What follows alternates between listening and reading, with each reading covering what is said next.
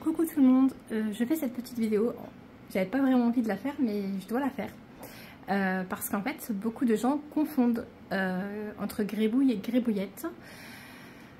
Du coup ce n'est pas grébouille qui est décédé, donc grébouille il est là, donc ça c'est notre mâle, grébouille. Ensuite on a Bubu, notre deuxième mâle, Charlie, notre troisième mâle, et donc notre femelle grébouillette qui est décédée, qui était du coup la chérie de Bubu, qui a d'abord été la chérie de grébouille et qui ensuite est devenue la chérie de Bubu.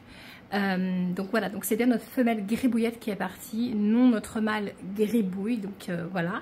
Donc du coup voilà, je voulais vraiment que les choses soient un peu plus claires pour tout le monde. Après je peux comprendre, les prénoms se ressemblent. À l'origine il s'appelait Grébouille en fait, de sa famille qui nous l'a confié.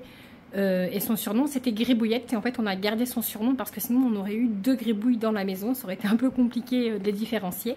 Donc du coup on avait bien notre Grébouillette, donc qui était notre femelle, qui est décédée, et notre grébouille qui est bien là, qui lui d'ailleurs est à nous, on l'a eu tout bébé.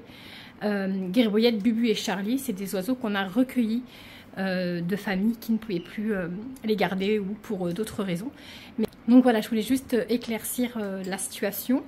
Après je vous en veux pas, hein. Je comprends que c'est pas évident, ces quatre gris du Gabon, et que on peut les confondre, et en plus grébouille et grébouillette du coup ça se ressemble énormément, donc je peux comprendre que beaucoup se trompent. Mais voilà, je voulais juste clarifier cette chose là, et que du coup j'arrête de lire des commentaires comme quoi mon grébouille n'est plus là. C'est déjà dur depuis avoir grébouillette, mais non grébouille est bien avec nous encore, Dieu merci. Et quand je me sentirai prête, je ferai une vidéo au sujet de ma grébouillette. Beaucoup me demandent pourquoi, comment, etc. Pour le moment je suis pas prête à en parler, j'ai pas envie, mais je le ferai. Voilà, dès que je me sentirai prête et moins sensible à ce sujet là, je ferai cette vidéo et je vous expliquerai exactement ce qui s'est passé pour ma fille.